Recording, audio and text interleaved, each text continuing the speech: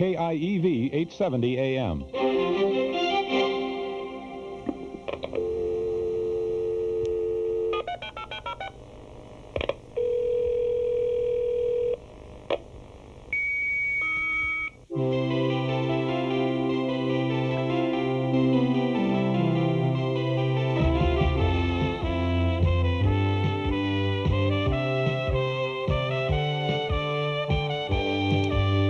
Well, good afternoon. Welcome to the famous Computer Cafe, where we're just coming into this bright, new, beautiful year of 1986. A little foggy out there, but that's okay. We're talking about personal computers. We're talking about high technology, and we're talking about little people in the computer. That's right. We're going to be talking about this discovery that a man named Richard Gold found, talking about...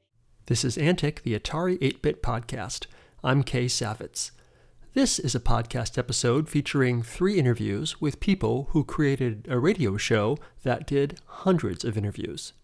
The famous Computer Cafe was not a restaurant, but a radio program that aired from 1983 through the first quarter of 1986.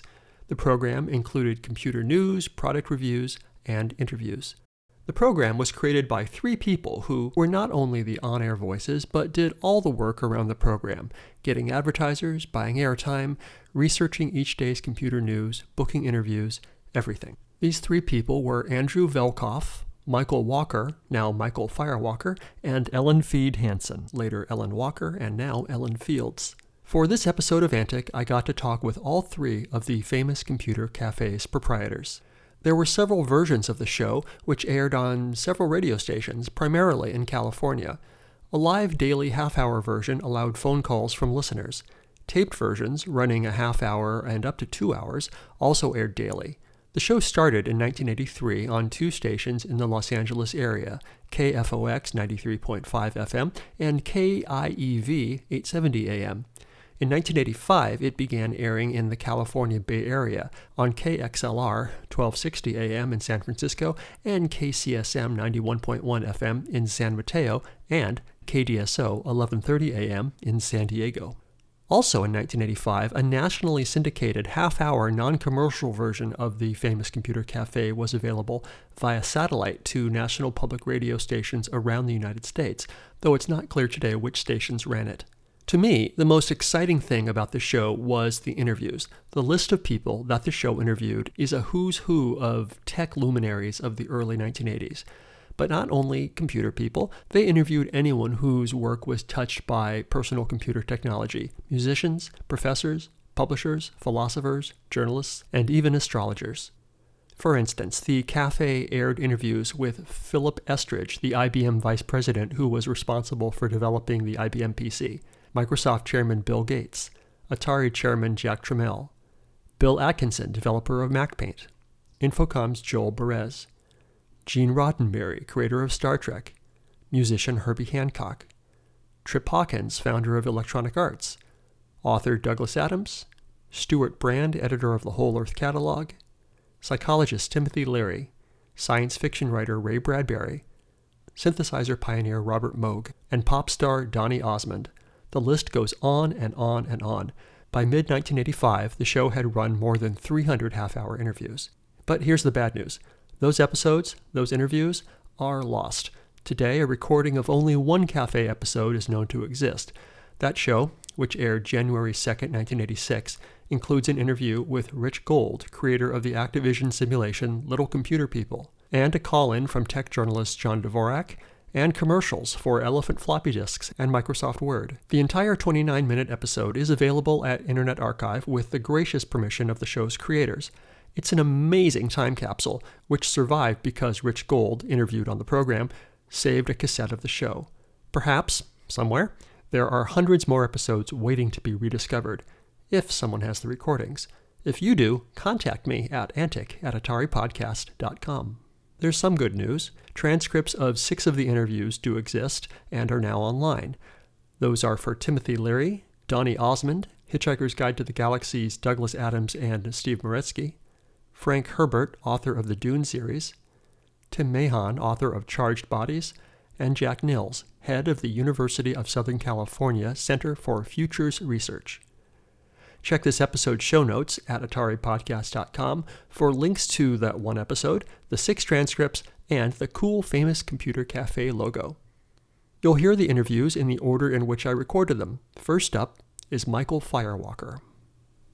I went to school at Arizona State, and I had been doing internships with IBM and Xerox. I was a marketing major and mass communications minor, and so I had a significant energy in marketing and an emphasis in marketing. And I was very involved in my university years, belonged to several fraternities, business fraternities, music fraternities. I played in the marching band. So I was very engaged as a college student, and actually most of my life. I graduated and went with the expectation that I was going to be working in Silicon Valley. And in fact, I got a job with American Hospital Supply, and I trained in Silicon Valley for about the better part of a year, and then got transferred to Los Angeles. Now, while I was in Silicon Valley, I was actually working on selling chemicals to the burgeoning new microchip industry. Mm-hmm. So we had clean rooms. That was all the rage. It was like, this is going to be the future. And they were really cranking up. I just did not like the gig. So I quit, and a headhunter got me a job working at Prudential, and I became vice president of marketing, selling employee benefits to corporations at 10,000 or more. All the while, my father and my family had been involved in the A.L. Williams organization, selling financial services. So I was working with them part-time, and then in the meantime, I had gotten married. And for a wedding present, my father-in-law worked for IBM, and we received the first IBM dual floppy PC as a wedding present. Fancy. That was like, wow, that was big time. Wow.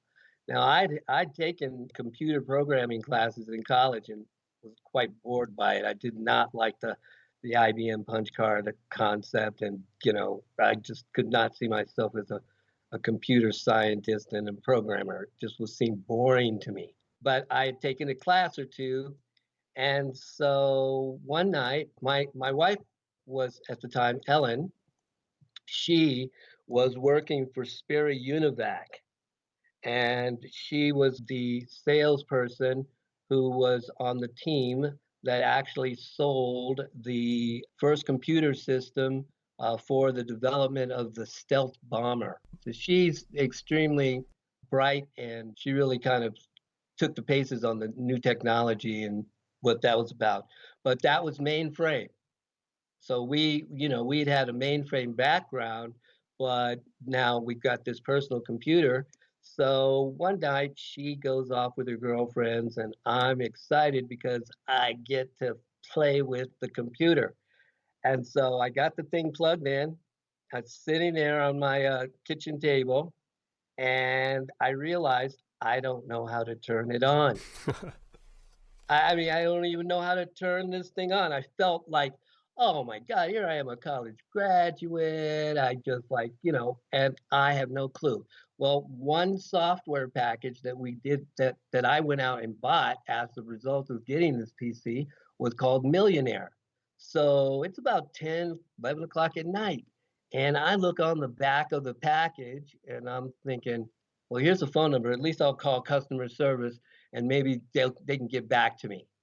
I call the number, and just like you and I are talking, this guy answers the phone. I'm like a little surprised. I'm saying, is this the company for Millionaire, the software game? He said, yes. I said, are you customer service? He said, well, actually, I'm the guy who produced it. I created the game. I said, oh my God, oh, this is great. I mean, I was like kind of starstruck because, I'm thinking, wow, you don't talk to the actual creator. The program that Michael was trying to install was Millionaire, the stock market simulation, and the creator who he called on the phone was Jim Zuber, who later would be one of the people that was interviewed on the program. But this was back in the early days, so everybody was really cottage industry, you know? It just so happened that he was able to get it through the supply chain, and I picked it up, and here we are. So anyway, I'm talking to him, and I said, I'm real embarrassed. I want to play your game. I got this IBM PC. Can you help me actually get this thing started? He said, yeah, no problem. I said, well, actually, I don't even know how to turn the computer on. So he says, okay, it's plugged in, right? I said, yes. He says, now just reach your hand to the right side, and there's a switch there. Push the switch into the up position. I pushed it up into the up position, and voila, the computer comes on, the lights come on, the green little thing starts there, and now I can enter the command. And so he basically walked me through booting it up into drive A, because we were floppy disks at the time. Drive A, bingo, the game comes up, and he kind of walked me through the game and got me set up. And I was blown away. I was hooked. It was at that very moment that I said, wow, this is like a real person. This was like, he's not like, this computer scientist, rocket scientist person. And he was so kind and helpful to a guy like me. I mean, now me, there's got to be millions of people like me, college educated, but we don't even know enough just to be able to turn the damn thing on.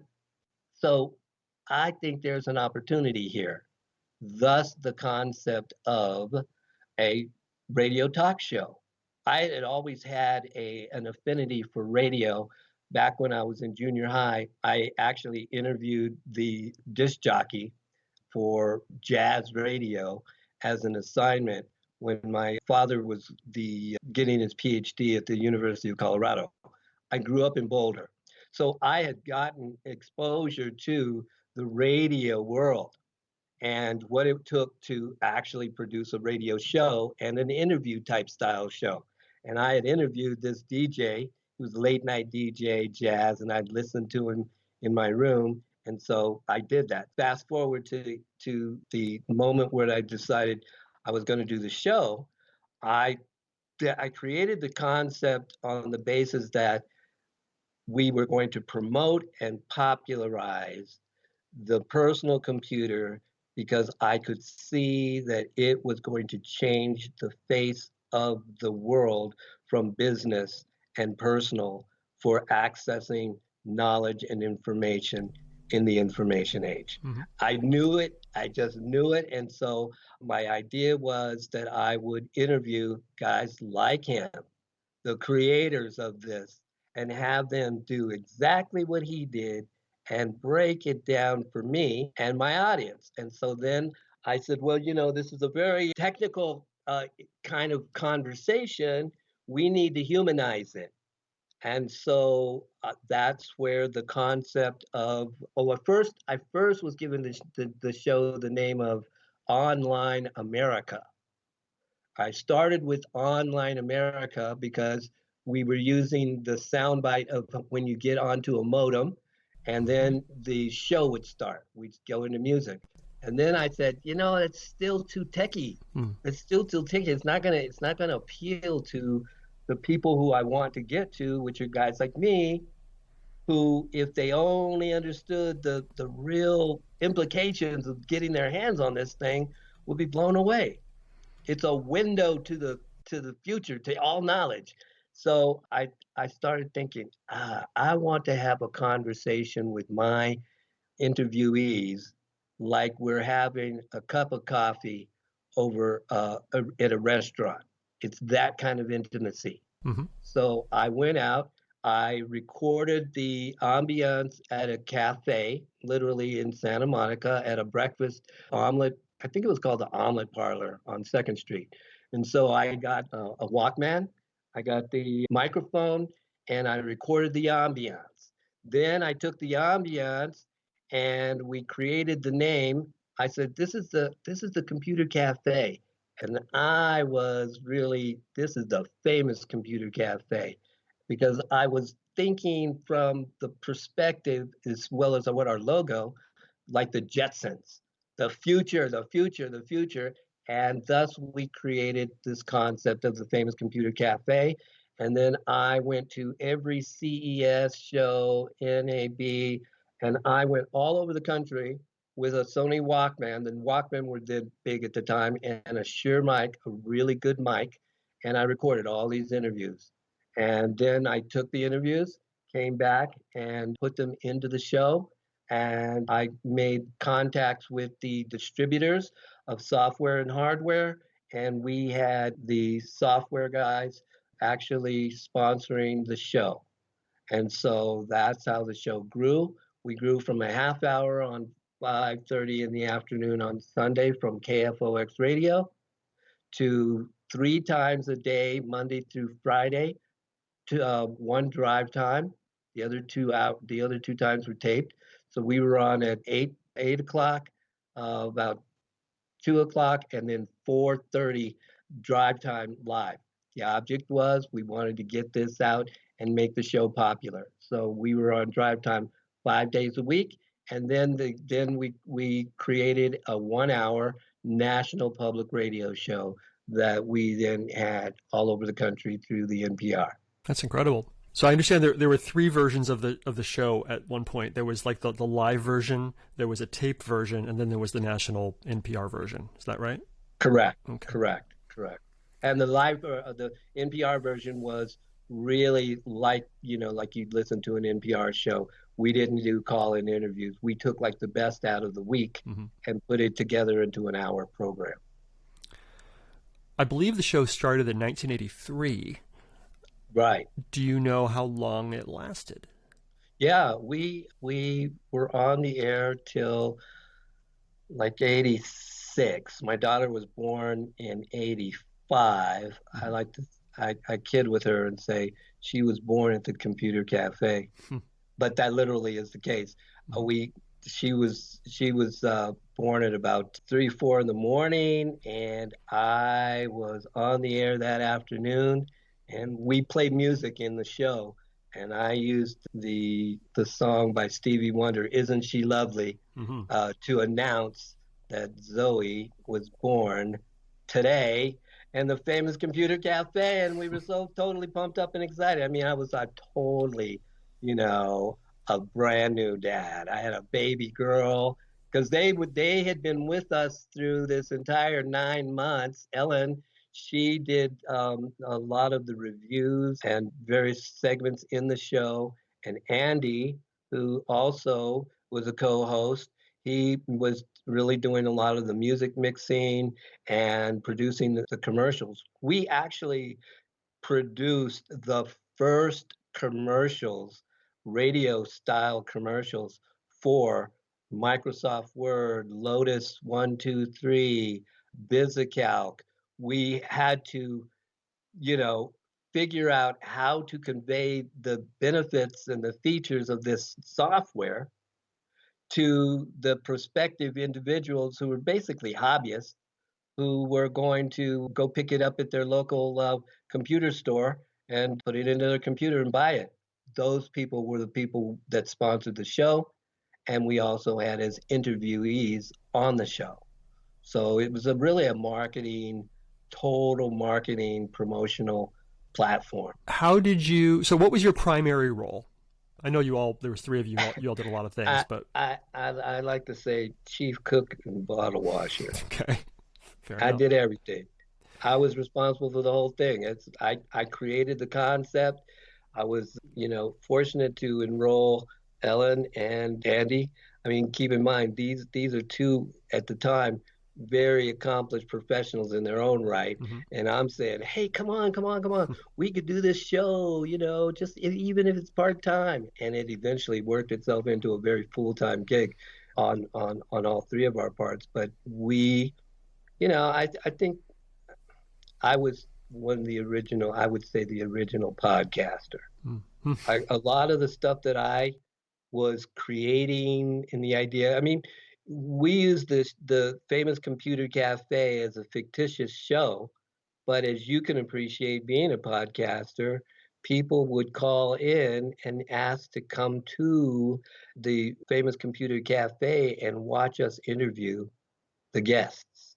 They had in their mind that this place actually existed. And it's the theater of the mind. That's one of the powers of radio. But the other thing was that I had envisioned various things like, come on over. We're invited. I invite the guests over for some digital cappuccino. We'll be right back after a break. And then we go to a commercial and we produce the commercials, and then we'd come back and we'd say, hey, perhaps you'd like to order from the computer on the table. You know how they used to have music things on the table where you could pick your song? And right, little music box keypad things. Exactly. Mm-hmm. I envisioned a computer screen that you could talk to the chef and order your food right from the table. That'll never happen. I know, right? It'll never happen. You got to be, come on, and go to Chili's today. Yeah. Boom, it is.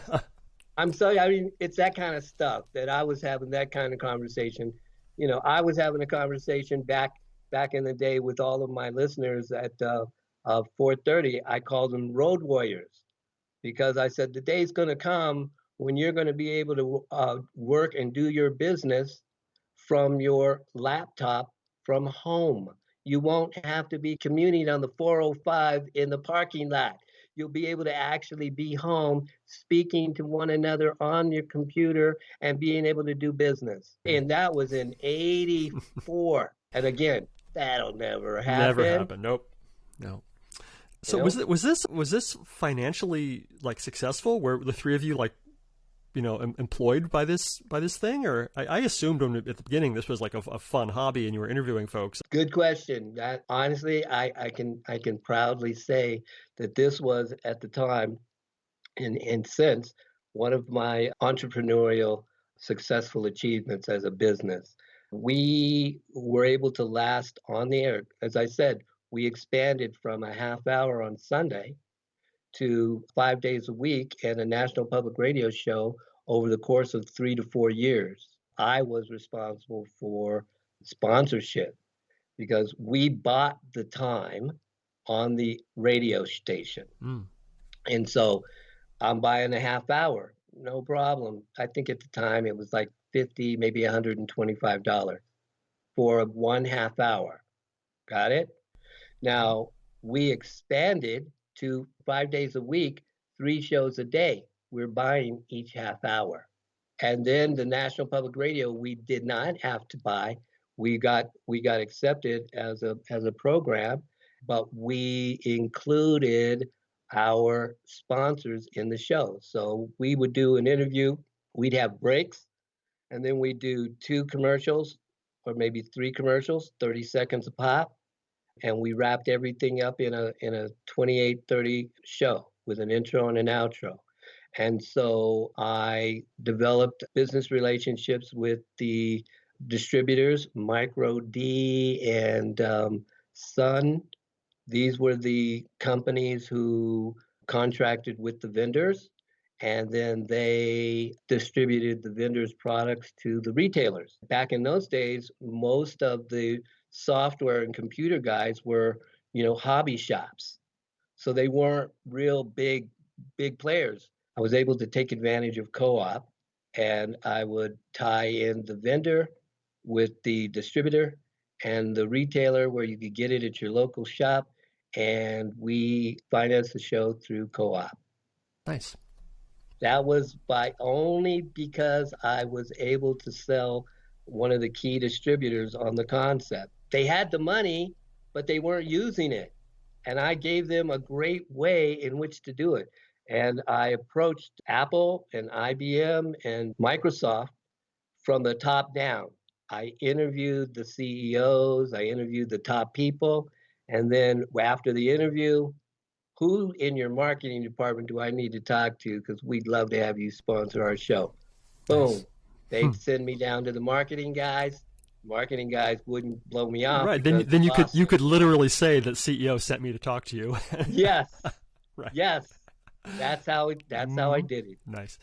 So, okay, you got some names, and I get walking around a trade show, and the boss is standing there, and you could pull him aside and interview him. But you got some really big names that are very impressive. How'd you get the names, and which one was the biggest coup? Which names you're just like, wow, I can't believe I got that guy? Okay, so the way that I looked at the show was as a just like any type of television show, news interview, late night show would look at as a platform for the promotion of new movies or books or music. What happens is when someone creates a new book, they have to go on a promotional tour. Sure. When someone creates a new movie, the same thing. So instead of going out and hustling when I get to the CES show, walking up to the guy, hey, can you be on my show? Can you?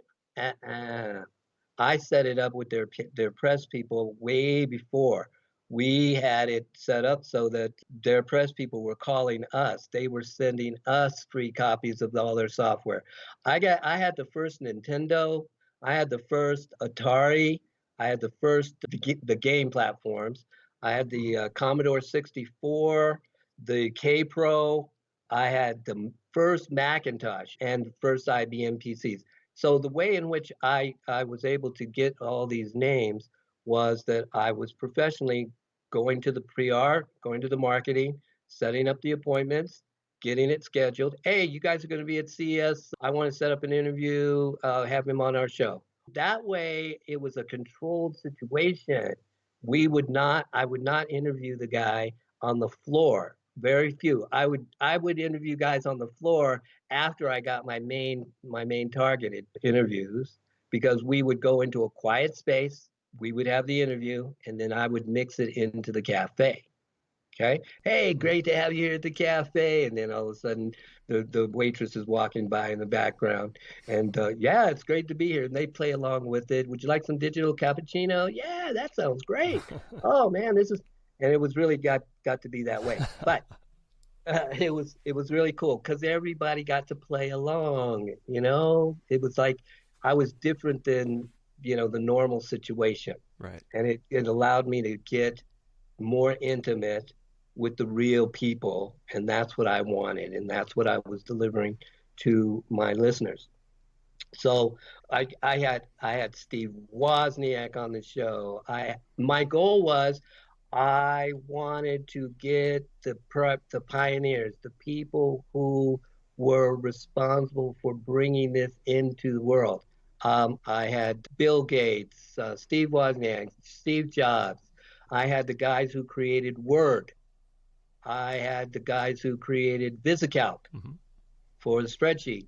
DBase 2. Now you got everybody. I'm looking at this list. Yeah. You got, Herbie Hancock and Stuart Brand and Ray Bradbury and Yeah. Okay. So now Herbie Hancock. That was a great interview because my goal was to get the superstars who were using this new technology called microcomputers and PC to influence their art. Herbie Hancock was one of the early music pioneers using computers. Sure. And the early MIDI people, I had them on the show. Mm-hmm. So, and Ray Bradbury, how were authors doing it, and of course, Star Trek and the whole idea. And then, I even had the Jetsons, the cartoon characters on the show. Nice, because your whole show was sort of Jetsons themed in the branding, right? With the cafe sign and everything. Yeah.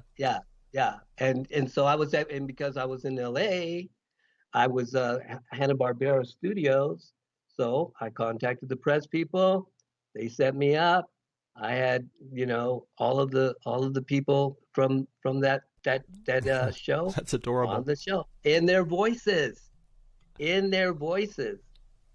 That is It was fun. cool. Yeah. It was totally fun, dude. It was like, I believe that, doing the show was just my thing. And I just totally got it. It was not like I had to kind of figure this technology out. But what it did do is it got me hooked. Mm-hmm. I was probably 20 to 40 years ahead of my time in terms of the vision of what I saw, but I was in no way getting out of the industry. When the show ended in 86, I went on to work on other kind of projects, software, soft TV concept, and then I reprieved it with the famous Internet Cafe. So now I'm going to introduce websites and the internet and what that's all about, because people did not have a clue. They're like, what is a website? And why do I even need to pay attention to a website? And so I went to a radio station in LA and I said, I want to do a new show. Oh, yeah? Okay, what's your show? It's called The Famous Internet Cafe. Internet, that's pretty techie. I said, yeah, but what's going to be really hip is all you're going to have to do to promote the show is just put your URL on a billboard. The owner says, What's a URL? what's a URL? Mm-hmm. Now, I mean, that's an inside joke, and everybody who is hip to computers and everything at this point, but that's where the mindset was of business and radio in 96. They had no clue. How did the famous Computer Cafe come to an end? You said it ended in 86. Why? Well, this is kind of like a memoir thing. But I said to myself, depending on where we go with this interview, because I'm an interviewer, I'm analyzing the way you're interviewing me, and you're doing a really good job, by the way. I appreciate it. Thank you. But I was going to be forthcoming in terms of what he did. If it's too messy or whatever, personal conflict, you don't want to talk about it, that's fine. Yeah, no. Basically, the show ended. We parted our ways, but we were at the precipice of taking the show nationally. Mm-hmm. And then we had interpersonal conflicts between me and the partners. And at the time, Ellen had just had a baby, and Andy was preoccupied with, other ventures. And there was a conflict of interest between his interest in those ventures and the famous Computer Cafe. But we were at the precipice of taking the show nationally, meaning that we had gotten a $3 million investment infusion. Wow. That was coming into the show, because the whole object was that we wanted to stay in control of the show. We were going to take the same business model and buy our airtime, but buy it through a nationally syndicated exposure. And that way, we were going to be able to get the Apple and the IBM advertising agencies to sponsor our program. We were regional. And so the ad people just poo-pooed us. They just kept, even though, hey, Bill Gates told me to come and talk to you. Hey, Steve Jobs told me I needed to come down. You guys were going to be sponsoring the show. You're just too little. We don't make any money. We make our money on commission by our ad buys. And you're a regional ad buy. You're what, $1,000? You want to charge us, $5,000 for 3 months worth of airing of a 30-second commercial for Apple, which we put on to the major networks?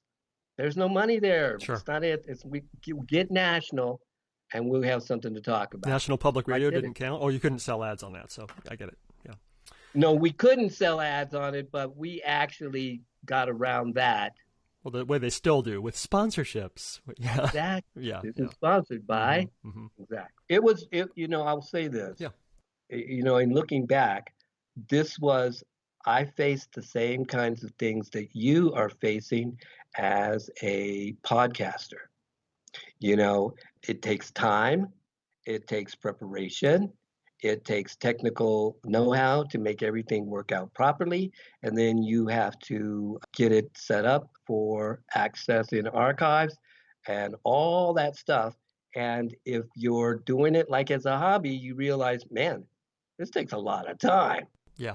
And if you're seeing it as a platform, depending on how many people are listening to your podcast, you can then sell it to sponsors based on those numbers. So the object of the game is to get as many numbers as you can, and then turn around and go to sponsors and say, hey, we've got 500,000 downloads. We've got, 1 million listeners. It's worth your time to pay a CPM or pay a per click basis or whatever, however you go about selling it. Nowadays, there's many different ways with ad networks to underwrite a show and to keep it up and going. You just have to know how to go about doing it. So I understand that, turning against my interviewee right now, I understand you're the one to blame for the fact that there's no more tapes of these. Yeah, golly, man. Life happened, man. Yeah. I was real protective of the tapes, of everything. And I got a divorce. I had to put all my stuff into storage. And we're not talking 1 or 2. We had 3 years of the 9.5 reel tape, actual tape. We bought the tape. We taped it. We put it on reel to reel, which is what ran in the radio station. So I had boxes. I must have 20 boxes. I'm schlepping around in storage. I'm having to pay for the storage. Nobody's giving a damn about it. Ended up, I couldn't take care of my storage, and I couldn't make the payment, and they sold all the stuff in that particular storage, including my tapes. Actually, I had a vision that perhaps somebody in the internet world who bought those tapes for a song and is sitting on them, wanting to get them to us, hears this interview or something and says, hey, just like you did, are you the guy? Email antic@ataripodcast.com and Michael and I will take those tapes off your hands. I think this is my last question. If you could send a message back in time to the people who listened to your program then, what would you tell them? Wow. I would tell them, buckle up. There's a bright new dynamic future ahead in which we will never come back this way again. Start to learn and understand the basics, because this is the digital revolution. Beam Me Up, Scotty was what we saw back in the day of Star Trek in the 60s. It will become a reality that you will be able to run your entire life, your entire business on a global level, where you will be able to communicate and do business with people all over the world through what will be a smartphone computer that will be able to have multi-language, multi-currency, multi-marketing capabilities, and it will be called what we call e-commerce. And you will be able to do it from the palm of your hand. Stay tuned. Go for it. Good answer. Thank you. Although I think you just promised people in the 80s that transporters are going to be a thing. Almost. Hey, you know what? Think about it. The 3D printer. The 3D printer is the closest thing to transportation. That's true. Yep. Okay. Hey, we're getting there. Though it's not a biological thing, it is definitely a mental thing. More of a replicator, a real slow replicator, right? Yeah, man.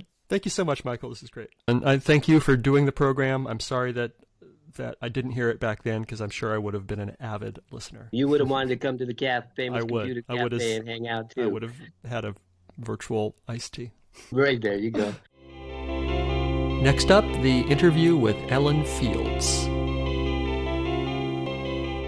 I was an IBM brat. Both my fathers worked for IBM. My real father, who I did not live with, worked as a systems engineer, and my stepfather, who I lived with, was a district manager, I think, who later got involved with IBM's lawsuit that the government brought against IBM for being a monopoly. So he was really involved with that, and I grew up learning about computers from him. I would go on weekends, hang out in the big data centers that were air conditioned and, play with the punch cards and stuff like that and Nice. Look at the big tapes. And yeah, so I kind of grew up knowing about computers. but didn't really want to get into computers. I wanted to be an artist. I wanted to be an architect, but somehow I couldn't really figure out how to make that happen. I graduated from high school early. I was 16 years old, and I got an IBM scholarship because I was a National Merit Scholar. So I went to UCLA on an IBM scholarship as well. And so IBM was just like part of my life, you know. I ended up actually working for IBM after I graduated from UCLA. I didn't know what I was going to do. My dad said, I can get you an interview, but not a job. I said, fine. And I interviewed and got the job. So I went through a year of training, and then I became a sales rep for IBM, first in Los Angeles, and then I wanted to move back east. So IBM transferred me, and I worked in New Jersey. And I sold computers. I sold the first small business computers. It was a division of IBM called GSD, General Systems Division. And we sold the System 34 and IBM 5100. The 34 was a desk-sized computer that used those big old floppy disks. And the 5100 was the first portable computer that IBM ever made. It weighed about 5,100 pounds. No, it was about 50. It wasn't very portable, but it was, you know, if you were strong, you could carry it. And it had a little screen about as big as my phone screen right now. It was very thrilling and exciting. But I was selling the little bit bigger computers, mostly the System 32s and 34s, to small businesses in New Jersey. I've worked for IBM for about 4 years, but I'm not a very corporate person. So I wanted to leave and get into something more creative, which I did. I went into advertising in New York for a few years, and then I moved back home to California, still working in the computer business. Then I went to work for Unisys, Spare Univac at the time. While I was in there, I was selling mainframes to the aerospace industry. That was my industry. Mm-hmm. So I was totally in the, you know, big mainframe world. And I did pretty well there. I sold a big computer to Northrop. I got lots of awards and everything. And about this time is when desktop computers started being talked about, right? The IBM PC. And so I think, I'm trying to remember what happened first. Is it true that no one ever got fired for buying IBM? Yeah, that's pretty true. I mean, that's what Microsoft became after a while too, right? Like it's the safe choice. So which made selling Spare Univac computers a lot harder. I was selling against my former employer, which was the safe choice, but they were also not necessarily the most cutting edge or the best price. And you know, a lot of sales is about getting to know people and listening to what they need and providing what they need. And sometimes that just isn't IBM. But IBM was a great company, just really, really corporate. And I was one of the first women selling at IBM. And it was, you know, my head got bruised a lot from hitting the glass ceiling. In fact, even though both my fathers worked for IBM, I am actually on the IBM website it's a history of IBM section. And in the 1970s, there's a little blurb about women in sales, and there's my picture there, which is kind of exciting. So anyway, I left IBM, which my father told me, you're crazy to leave IBM. You should just retire, work all your life for IBM and retire. And I just that wasn't going to be me, you know? Yeah. Went back to LA. I had been in advertising, but it was easier to get a job in computers. So I got the Unisys job. And I did really well there. I got a bunch of awards, and they wanted to promote me. And they sent me back to Blue Bell, Pennsylvania, which was their headquarters, to talk to the head of the division about a job. And while I was there talking to him, I said, "Well, what about the PC? What about the personal computer?" And he said, "That's just a fad. That's not going to go anywhere." And I just thought, you're wrong. You're so wrong. And so I turned the job down and I went into recruiting. But at the same time, my stepfather, who worked in the monopoly lawsuit division, I got married, and he got one of the first IBM PCs off the manufacturing line and gave it to us as a wedding present. he said it was like, number 200 or something. It was really exciting. And my new husband and I we ended up sitting up all night playing Crystal Cave Adventure, I think. Just, our minds blown. So that was the beginning. That was what gave us the idea of this. First of all, we knew it was going to be huge. And we also knew that there were going to be a lot of people trying to figure out how to use this and how is it going to be, what was it going to do for you? We really wanted to get beyond Crystal Cave Adventure and balancing your checkbook, which is about all it could do at that point for a person. So we decided we were going to do this radio show. I'm not really sure whose idea it was, but we decided that we wanted to bring that information, interviews and things to the public. And thus was born the Famous Computer Cafe. Excellent. And so what was your role in the radio show? It was Michael, Andy, and me. Michael was my husband at the time. Andy was a friend of ours, and he was a lawyer. Michael was kind of the one with a lot of the energy and the foresight and the ideas. And he was also a salesperson. So he would go out and, do a lot of in-person interviews on Comdex floor. We did a lot of Comdex shows. But my job was really to organize the show, to line up the guests. I did the news. Well, somewhere in between there, I got pregnant, and I ended up having to be in bed for 5 months so that I wouldn't lose the baby, who's turning 35 next month. And so from my bed, I did the news every day. And I did a lot of the behind-the-scenes stuff. Wow. And I managed the office, and, I'm jack of all trades. Sure. How did you got some amazing interviews. I mean, the list of just it's all the movers and shakers. Great work. Well, I credit Michael for some of that because he is fearless, and he would just go out with his microphone. I think we had a little Sony tape deck and a microphone. That was all we had. And he would just talk to people. He would call people.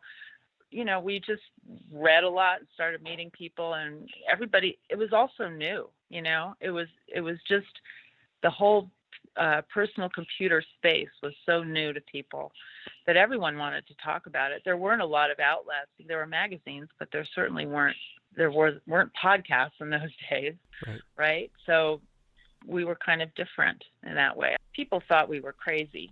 Talking about computers on the radio, it's just we tried to model ourselves a little bit after NPR, which I liked. I thought it was very informational and quick, and there was music. So, we did daily half-hour live shows, and we did one show a week that was taped that was 2 hours long. And we tried to make that as much as possible like NPR, interweaving music and interviews and news and information. Mm-hmm. We just felt that it was time to get all this information out. Sure. And it sounds like you tried to keep it from getting too techy. There was some sort of alarm that would go off if people. we did try to keep it from getting too technical because we believed this was about bringing computer power to the masses. This was, remember the 1984 Apple ad? Sure. Right? So that was that time.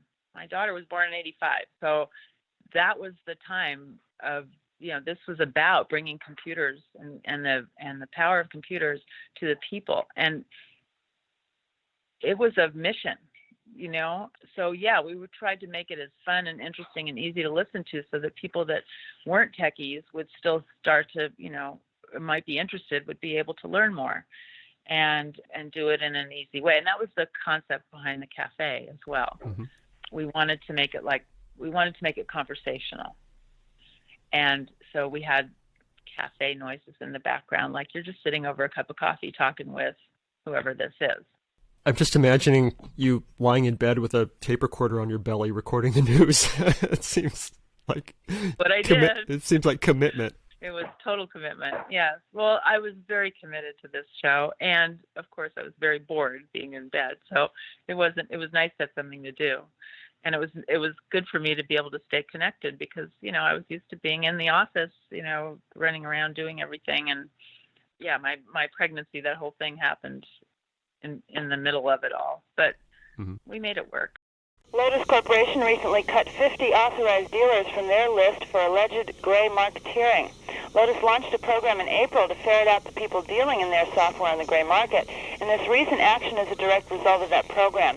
The program involved using a barcoding scheme on Lotus packaging.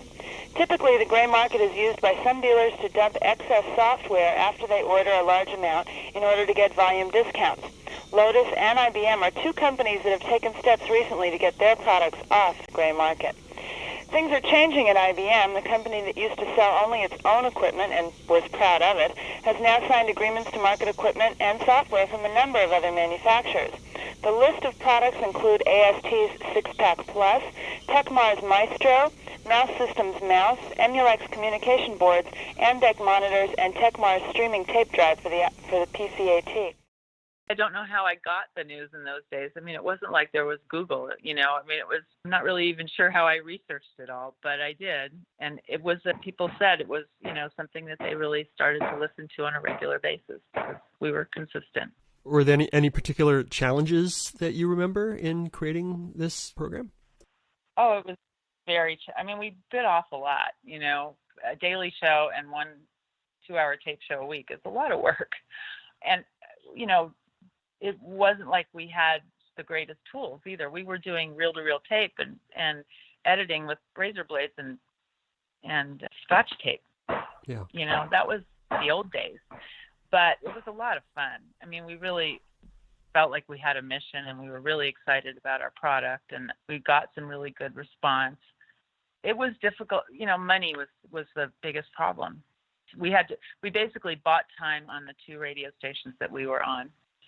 And then you bought the time from NPR too. So we had to sell advertising to support ourselves. And that was probably the biggest challenge, convincing people that people are listening. And so you should advertise on a radio show, right? Not in it. Most people were, in those days, they were tuned into advertising in magazines. But radio was kind of off their radar. So that was hard. And in the end, the thing that brought us down was we had one advertiser that just, I don't know if they went belly up or they just refused to pay, but they owed us a lot of money. And when they didn't pay, we couldn't continue. So yeah, that was the biggest challenge, was the money. It was definitely ahead of its time. I'm not sure it was. I don't know. Was it? Well, it was in the sense that we couldn't support it. I mean, maybe if we were bootstrapping, right? If we'd had an investor or something where we could have had a little breathing room, yeah, we would have kept going for sure. Right. But we just were never able to figure that out. We were doing okay for a while. We had our little office in Santa Monica, and we would travel places to do interviews, and we edited at the KFOX studios in Redondo Beach. And I'm hoping, we sent these tapes to the Stanford Library for them to listen and see if there's anything on there. And we're hoping those are the tapes that came from Redondo Beach, the guy who helped us there. So I'm hoping there's something on there. It's really sad that the tapes are lost. Yes, it is. I yelled at Michael about that, actually. We're in the middle of an interview, and I'm just like, okay, I'm turning on you now. You should have paid for that storage unit, sir.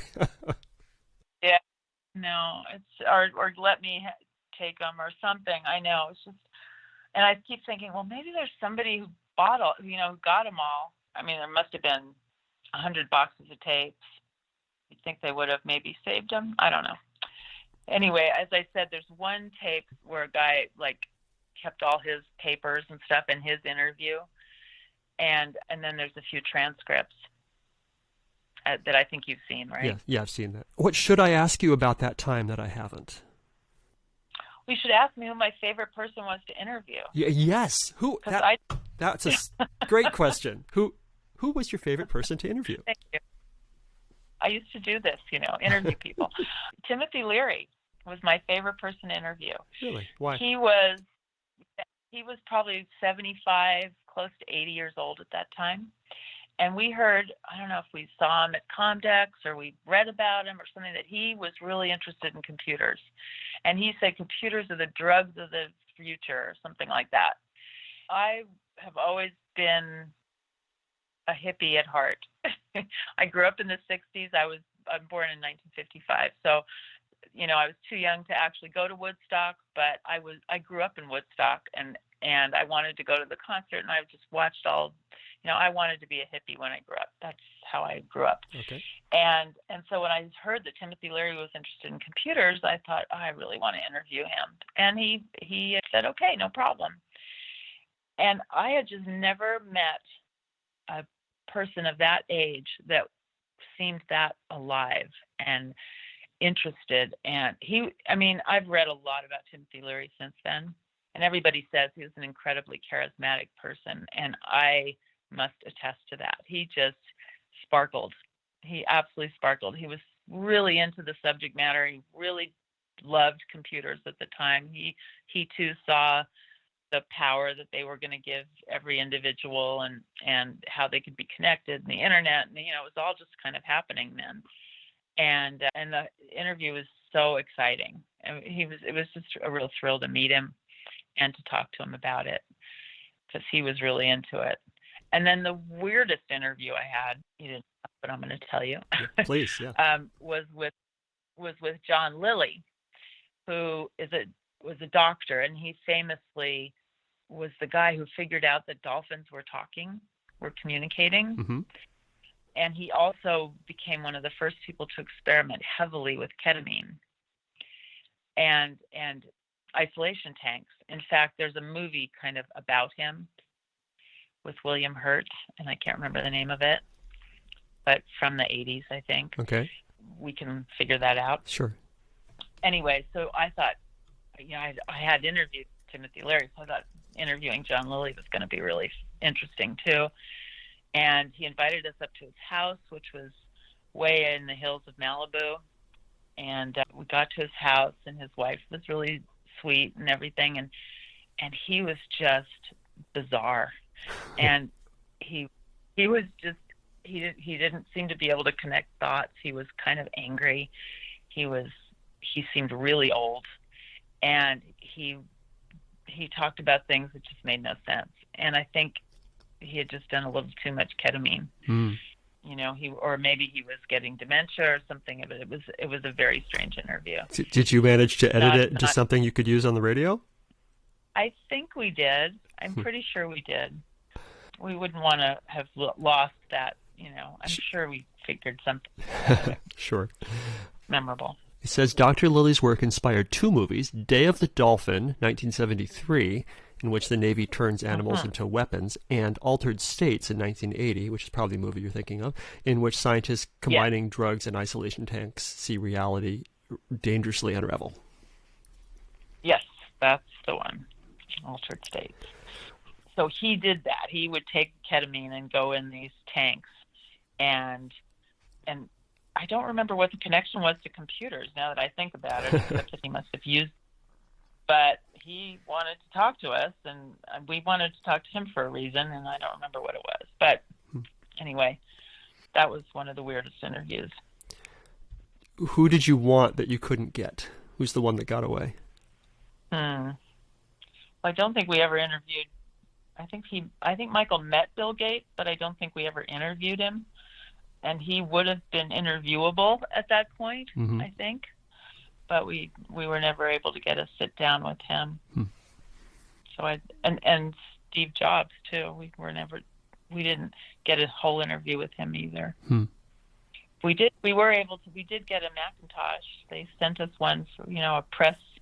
We got to one of the first Macintoshes too, and that was very exciting. We had a relationship with Apple, and we reported on them a lot, but we never got Steve Jobs in the studio. Well, what else should I ask you that I haven't? Let me think. It's weird to me that there's no Comdex anymore. Comdex was such an important conference. Every year it was a big deal. Everybody went to Comdex. and it was huge. And when we interviewed Sheldon Adelson, the guy who invented it, who started Comdex, and that was kind of interesting. But it was such a central thing for us, and then it's just gone now. Yeah. I don't know. It was a wonderful time. We had a lot of fun. Oh, I'm sure they've told you we also had this every Friday. We had Dr. Disc. Yeah, tell me about Dr. Disc, please. Yeah, that is when we got a little technical. We figured people had technical questions, so we dedicated our Friday show to Dr. Disc, and we had this guy, I think his name was Dave Johnson. I've lost track of him. I don't know. I wouldn't know where to find him, but he was an IT guy, and so he would come on and we would take calls and he would answer their questions. And that turned out to be a pretty popular thing and was right up our alley of trying to help people learn more about PCs and learn how to use them. And so that became a pretty popular Friday ritual. But mostly, but the rest of the time we were more talking about the business of PCs as opposed to the technicalities. Right. Do you have any idea of how many listeners you had? No. There was no way to measure that in those Yeah. days, really. I mean, we the radio stations, I think they might have had some way of doing, they priced their time based on what the listeners they thought they were getting. We always had, mid-afternoon. We had the cheapest time, mm-hmm. not drive time or anything. But no, we didn't really have any idea of how many listeners we had. There was no way to measure that. Did you get feedback from listeners, letters or call-ins or anything? Yes, both. And that was what kept us going, is we knew people were listening. We did get call-ins. I think we gave stuff away. We would get all sorts of samples and things from companies. So we would do a giveaway to, the first caller or something like that once a week. So we definitely had people calling in, and people called in for Dr. Disc, and people could call in and ask questions. We knew that people were listening. But, when you're starting something like that, it's just like, keep it going and try to build. And that's what we were working on. I think it was like 2.5 years, maybe. That's all, maybe 3. Yeah, I have 1983 to 1986, approximately.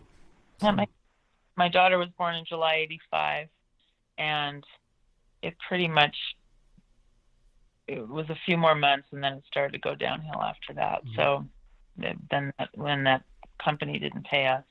Yeah. So yeah, that seems about right. This will be my probably closing question, and it's a weird one.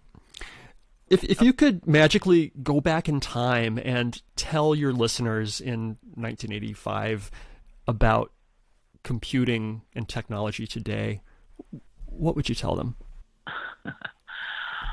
I would say you just won't believe what's going to happen.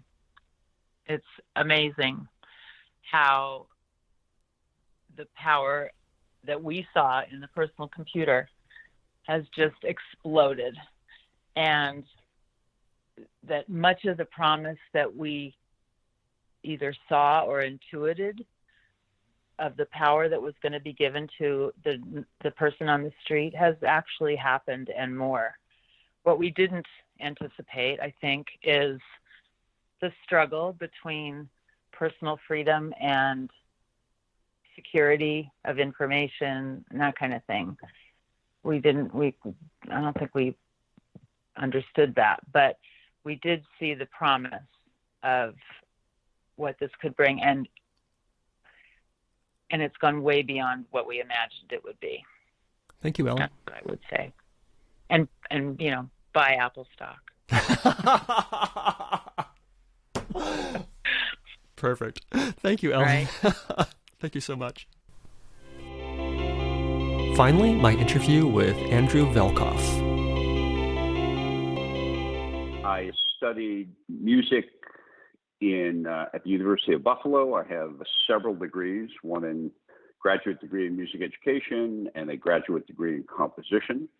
I then went to law school, New England School of Law in Boston, and did that, clerked for a year, with the Massachusetts Trial Division of the Superior Court, I believe, and then moved out to LA, where I joined a small firm and was practicing there for a number of years. And that's, I would say, I met Michael and Ellen in the early 80s. I don't remember the exact date, but we connected in the early 80s and began the show from there. Mm-hmm. How did you meet them?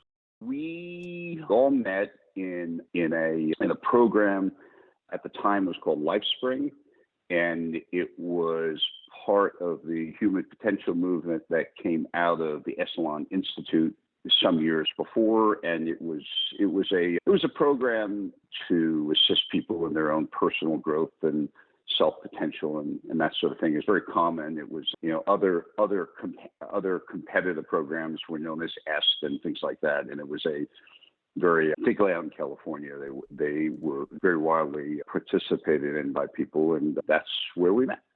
We met in that and became fast friends. And I think when we connected, I think we knew that we wanted to do something together just because we felt we were kindred spirits on some level. Mm-hmm. And when we began the show, I think, as memory serves me, our original intention was to create television programming, and we were intending to do cable television programming. And along came an opportunity to do radio, and it was easier and quicker. And so we immediately jumped at that and began, I would say, somewhere in 83, 84, we began to get an interest in producing content, the content which ultimately became the famous Computer Cafe. We were fascinated and intrigued by computer technology, interested in media, and at the same time, interested in the emerging, I say emerging, it wasn't, at least for us it was emerging, but the ethos that really was personified at that moment by the introduction of the Macintosh, which was the sort of a bridge, as Apple and Jobs used to say, a bridge between liberal arts and technology. We instantly gravitated towards the space that was to some extent about technology, but also equally about what people were doing with it. So whether it was in sports or arts or motion pictures or anything, or games, of course, the idea not only about the technology itself, but what the applications it was being put to at the time, which was a little bit, I'll say, novel to us. I think that there had been, out of the late 70s and early 80s, so the homebrew world up in Silicon Valley was a sort of an interesting development in and of itself. And these were people who seemed to be really passionately in what they were doing technologically, but also had a certain focus and a certain sort of spirit about what they were doing. That was part of what attracted us to it as we got into developing the show and actually producing the show. Okay. Now, as the resident attorney, I think it fell on you on doing the attorney things, the contracts with stations and the trademarks and that sort of thing. Yeah. My question is, so tell me about that. Was anything interesting or different or unexpected there? I don't remember anything particularly novel or interesting from a legal standpoint in terms of what we were doing. It was, we came up with some great properties. I think our first name of our company was something called Soft TV, mm-hmm. Which reflects the intention on our part to do something in the computer world on television. We then created the famous Computer Cafe as a brand, if you will. I vaguely remember, I think I would suspect that we probably filed for trademark applications, that sort of thing. And shortly after that, or around the same time, we also came up with something called Online America, which predated the advent of America Online, but was intended to be something totally different. It was intended to be a short form syndicated radio message, if you will, what we called in those days a donut, where you would have maybe 30 seconds of content, then maybe an ad baked into that, and then 15 seconds after that. And those would play. We never got that off the air, off the ground commercially, I should say, or on the air, I don't believe. So the list of people that y'all interviewed is incredible. These names, at what point was it decided that you were going to go for all these huge names of the computing revolution that was happening?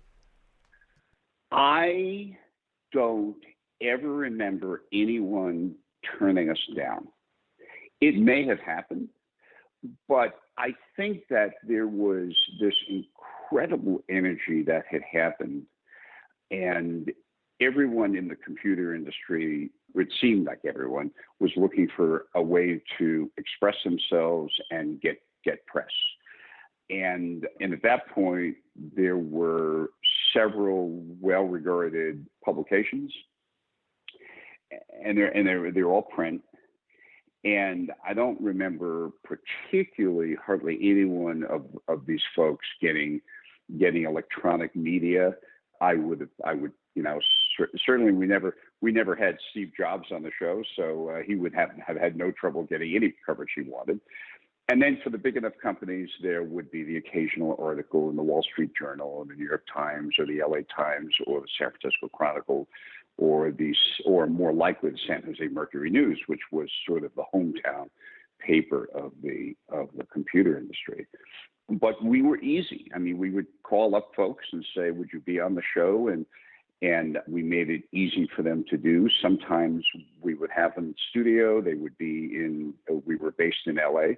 And so frequently they would come down there. And other times we would be either at CES or Comdex or other similar kinds of conventions and industry events. And they were all there, all of them. I mean, I remember interviewing Bill Gates, and there he was behind a desk, behind a table, I should say, with boxes of his software. This would have been 1980. I'm guessing it was 85. And he was known, but not nearly the force that he would ultimately become. And hey, Mr. Gates, Bill, would you have time for an interview? Sure. It was as easy as that. Yeah. And he was wearing his trademark cardigan sweater and collar shirt. And so people in the industry seem to be very willing to do it. They all had a story to tell. They all had something they wanted to say, and were by and large very available, very friendly, and very willing to do it. Nice. I don't know if you ever actually interviewed him, but in a list of future interviews that you had on deck, Steve Jobs is on that list. So, I don't believe we did. I mean, I know we didn't do it. I think I left the show a little bit earlier, and Ellen and Michael continued. So whether they had Steve Jobs on or not, I can't say. Yeah. But I'm sure we did not. The closest that I remember we got to Steve Jobs was Andy Hertzfeld, who was integral to the development of the operating system for the Macintosh. And really a terrific guy. And he was, in a world full of computers, he walked in and he had his backpack and long hair, and he was as much artist as he was technologist. Mm-hmm. So, but the other thing that was great about the show was that we had a very wide open sense of who we could have on the air. So, for instance, some of the more, we would have people as wide, from as wide areas as Edwin Moses, who ran in the '84 Olympics, to Trip Hawkins, to, of course, Bill Gates, Gene Roddenberry, Andy Hertzfeld, Stephen Levy, author, and John Dvorak, who was a very well-regarded columnist. The focus of the show was not only the technology itself, but as I mentioned a little earlier, it was about what people were doing with the technology. So I believe Edwin was our first guest probably even before the show was airing. The Olympics were in LA in '84, in the summer of '84. And we had read something about the fact that he used computers to train. Now that sounds so pedestrian and non-eventful in this day and age. Mm-hmm. You know, people use computers for their golf swing, for goodness sakes, right? As which is sort of not particularly remarkable. But back then, we felt it seemed as though it was sort of a very novel use of technology. So in that particular case, I think we went to a reception somewhere in the neighborhood of USC in LA, and we managed to get Edwin on the show. Michael did that interview, I believe. He did a great job. And that was, I believe, our first interview. So while we would obviously always have a steady stream of people who were deeply involved in technology in a direct way, we also tried to get as many people, as many guests as we could who were applying technology in ways that seemed to transcend the technical subject matter. We had, I cannot remember their names, but we had a couple of brothers who had won a Technical Academy Award for creating a program that would more easily track music sync on motion pictures. And that was fascinating. You know, just how somebody who was focused on tracking music for a movie would use this technology. Now, today, in this day and age, it's no big deal. But in that day and age, it was revolutionary. Do you remember any of the interviews just going sideways, going off in a direction you did not expect? Not in a sort of a negative way, or in a way where we're going, oh my God, get me off the air.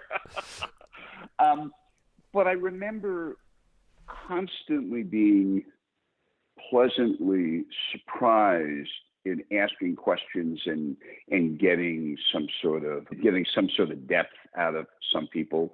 Obviously, some interviews are better than others. Some people are more articulate, more thoughtful. Some are less so. And also finding out about them. I mean, for instance, Gene Roddenberry, who I mentioned, you know, he such amazing contribution to media and culture about technology. I mean, you watch early Star Trek, and they have all this stuff, all these items, all these devices, which have become to be so commonplace. Starting with the flip phone, which we've transcended, but starting with that, and he was for such a brilliant futurist. When I interviewed him, he was so normal is not the right word, but he was very available. He was a little older at that point in his life, so he was kind of a little grandfatherly. I remember he and his wife lived in this very, very nice but not particularly palatial house in Beverly Hills, and there was just sort of a warmth and a very sort of gentle, familiar vibe about him that I was not expecting. I mean, I didn't know what I was expecting, but I did not expect that sort of sense of him, which was great. It was one of the best interviews I think that I did in the sense of having a great time doing it. The interviews were generally taped, though, right? Or some live? Yes and no, in the sense that we were on several different radio platforms. So while it's true that much of what we did was taped, we were on KFOX out of Redondo Beach, which was an FM station, and we were also on the NPR satellite system. We were on KGO up in San Francisco. We were on a station in San Diego. I've forgotten the call letters on. And all of that stuff was taped, and it's true. And most of those interviews were done on location in places like Comdex or CES or those sorts of things. You could easily find people and get them, and we would go to those events and come home with just piles of tapes. It was like going off on an expedition, and you would come home with a suitcase full of interviews. We did have a live show also in LA on KIEV 640, 680, I believe, 680. Which after KAB's 870. I'm sorry, 870. 870. Thank you very much. But by Price is Right rules, you were lower than. and that was in the LA market at the time the second most widely listened to station after KABC, which of course is huge. And we were on in the afternoons, and that was live. And so we would try and get guests on the air, and we did. We had guests on the air there as well. And that was also a call-in show, which was a lot of fun. Mm-hmm. And people would call in and ask questions in just sort of the typical call-in radio kind of format. And we also had a character played by Dave Johnson, who was a recurring character on the show, and he was known as Dr. Disc. And Dave was extremely knowledgeable, and people would call up and ask all sorts of questions about their computer. My software won't do this, it won't do that. Do I have enough memory? What's my RAM? What's my ROM? All that stuff. It was great. It was a lot of fun. And he was the one among us who really knew how to answer technical questions, and he had a lot of fun doing it. And it was so that was a lot of fun, and that was part of the live show. It was cool. I remember Dave I think he may have invented this. I don't know, but he came up with something called a DWIM button, DWIM. Mm-hmm. He would advise people to get those buttons for their computer, and when someone asked him what was it, he said, "Do what I mean." That would be handy. Yeah, in terms of being frustrated about their computer not responding in the way that they hoped. Right. So yeah. I can't imagine how badly a call-in show like that would go these days. It would just be like, I can't log into my Facebook. What's my password? Or Yeah.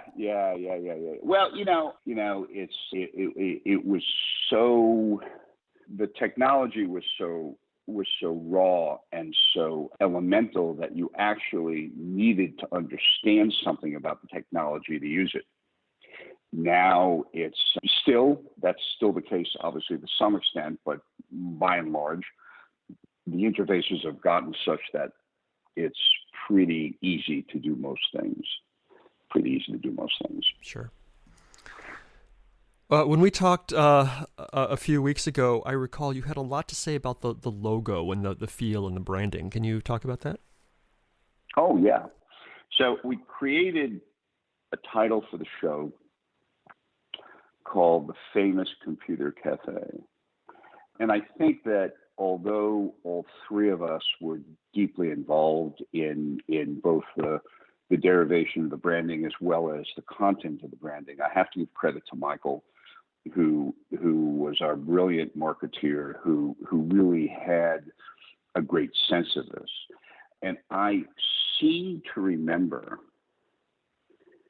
the sequencing was, we thought that, so the show had a setting which was as if you were having coffee or lunch at a cafe, and that was purposeful. It was intended to be human and available and casual, and to hopefully capture the kind of conversation that you would have over lunch with someone, which might be a little bit more real and unguarded than might be if you were on, XYZ radio program. So that was what we were reaching for. Part of it was creative and intentional. Part of it was pragmatic, because the first thing we did was we went out to an actual restaurant, probably somewhere in Santa Monica, as I remember, and we created a recording of the sound of the restaurant with people mumbling in the background and the sound of dishes and glasses clinking in the background, and just as a general ambiance of a cafe. In this day and age, you'd go on and you'd find that sound in some sort of sound library, Sure. and you would just do it. But we actually sat there with a tape recorder and sat there for the better part of, 20 minutes recording this thing. So we would run that as a loop on the show, and just to create that sort of ambiance. Over and above that, we found that when we would go to these places like computer conventions in Las Vegas and San Francisco and places like that, we would do interviews on the floor of a convention center, and it was pretty easy to catch people who would say, "Sure, I got 20 minutes, I'll do an interview," and there was always background noise there. So all we did was blend it so that we would always be sort of in the same production space, the same production values. You had the sound of a cafe, and as we're standing on the floor of the Los Angeles Convention Center, interviewing Bill Gates or whatever, we would literally be talking about, "Hi, looking around here, we're at the famous Computer Cafe, and have a seat. It's great to talk with you, and please tell us about what you're doing." And that worked extremely well. It masked all sorts of production flaws, and it was great. What then happened, and then at some point, and I'm sure, knowing Michael, it would have been Michael, he said, "I don't want to just be any computer cafe. We need to be the famous Computer Cafe." I said, "Great." And so we became the famous Computer Cafe, and if you've seen our graphics, they were Jetson-like graphics, very, very sort of deco, mid-century, futuristic kind of fun. Mm-hmm. And that was the ethos. That was the intent, again, to make it fun and casual and easy. And so after a while, the audience just seemed to sort of buy into the whole concept. And people would call in, "Where is the famous Computer Cafe? We need to come down, and we want to visit, and where can I go?" And and I don't think we ever admitted on the air that it wasn't real. I think it was just one of our fun things. And what's interesting about that was that we had a vision of the famous Computer Cafe as if it were a place where you would walk in, sit down in a booth. It was sort of a cross between a cafe and a diner, okay? And you would sit down in the booth, and you would have what would be the equivalent of a tablet on the table, and you would order through making selections in the tablet. It was kind of a fun thing, and I remember years later walking through LaGuardia, the Delta terminal, LaGuardia, and there is indeed a bar at the end of the terminal, and that's how you order. There are iPads in front of every seat, and that's what you do. And I mean, it's been there for a number of years. It's not brand new, but I remember thinking, man, it was here it is. So it was very satisfying actually to see that. So that was the sense of it, and the branding. Again, we had logos, we had T-shirts, bags, sweaters, and when we would walk the floors of the convention centers with a portable tape recorder and a microphone, we would say, "Hi, we're here from the famous Computer Cafe," and we had some piece of clothing that had the logo on it. And the people who, going back to your question about who would be on the show, the people who would be guests just sort of, "Okay, I've never heard of you, but that's great. Here, sure, let's talk." So it was a very fun space. So do you feel that the project was a success in terms of your mission? And also, was it a success financially? I don't think it was. So I think it was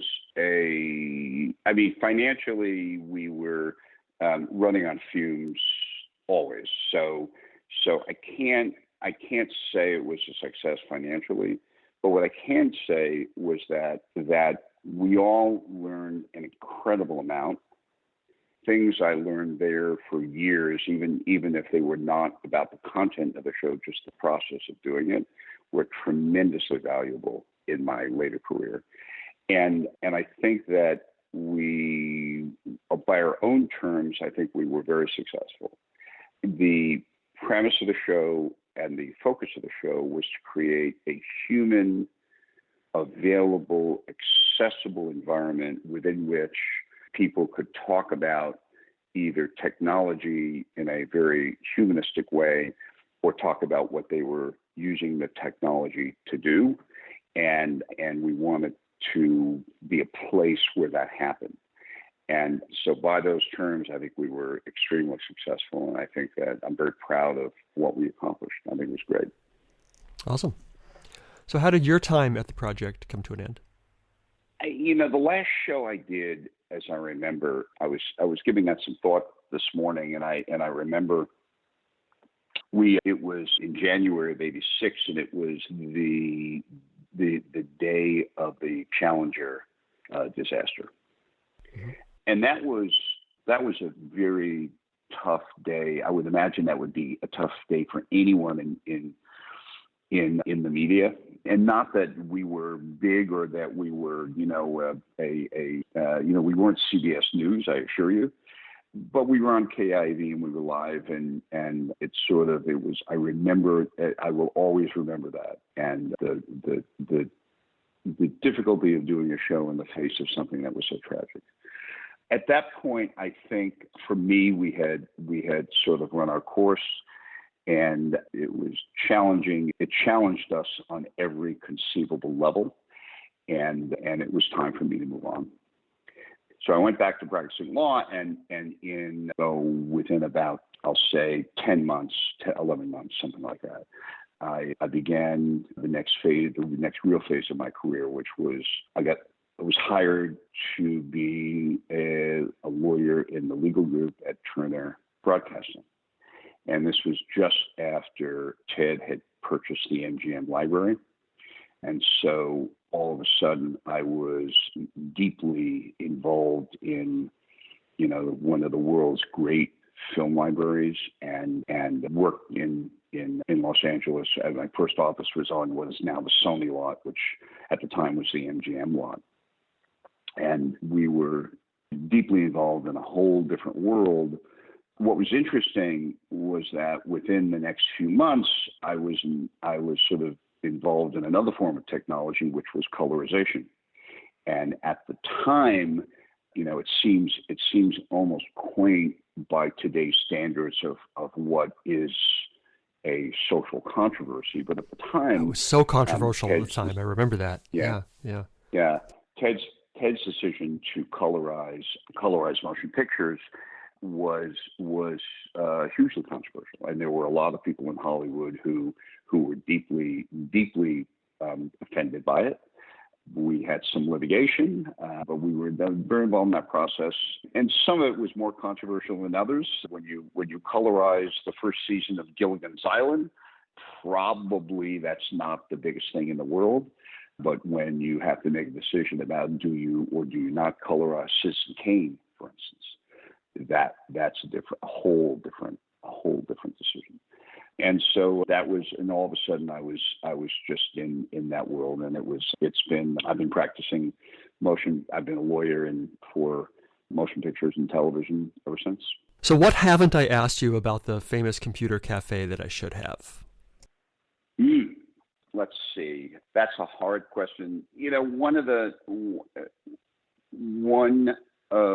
the interesting fault lines was the debate as to the future of technology, and we were also focused on technology. That the question was, would it be, how much would it change the world? And all we needed was better technology, and the challenges the world would solve themselves. I think that's probably, and that was, it was because all of the people who we interviewed were deeply passionate about what they were doing. There wasn't a single person who wasn't deeply involved in the development of technology and the use of technology in a way. And that was the joy of the show. That really was. And when you step back and you realize that they were all doing amazing work and all doing incredible things, and yet there are limits to what technology can accomplish all by itself. That was probably the most interesting factor, although we didn't think about it very much at the time. It's only in retrospect. Sure. I also think that had we continued doing the show, I think we would have. There are great publications on technology, and indeed your podcast, for instance, is an example of that.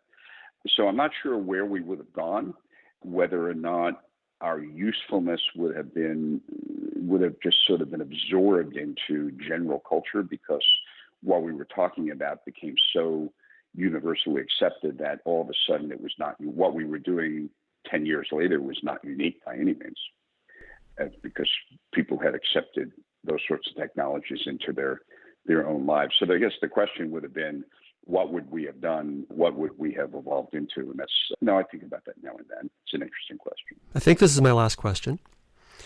If you could send a message back in time to the people who listened to your show but recorded it today, what would you magically tell them?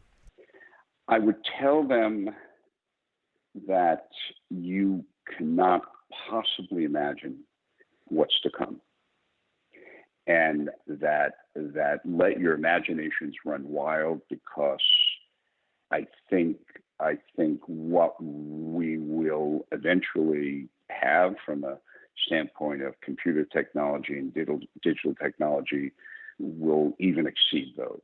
And if you look at what is possible to do with a smartphone today, which is a camera, a phone, an email device, a web searching device, a device that allows any of us to, in theory, speak to any other human being on the face of the planet if you know what phone number to call.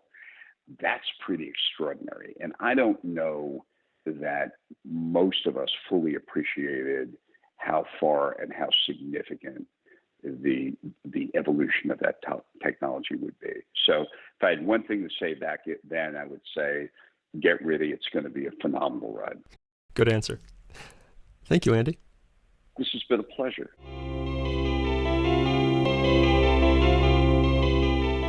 The interview with Michael FireWalker took place on May 27, 2020. The interview with Ellen Fead took place on June 1st, 2020. The interview with Andrew Velcoff took place on July 3rd, 2020. Special thanks to fellow researcher Devin Monans and the Department of Special Collections at Stanford University. This podcast used excerpts from the One Famous Computer Cafe episode that is known to exist. That episode, now available at the Internet Archive, was digitized by Stanford University. The physical tape is in their special collections located in the Stanford Series 9 of the Rich Gold Collection, M1510, Box 2. If you have any other recordings of any Famous Computer Cafe episodes, please contact me at antic@ataripodcast.com. From all of us here at the Famous Computer Cafe, this is Andy Velcoff. Thanks for listening. Drive safely and enjoy your PC. Bye-bye.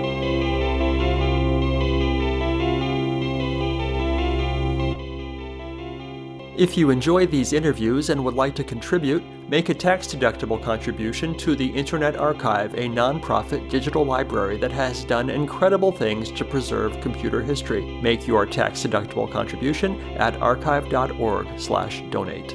Thanks.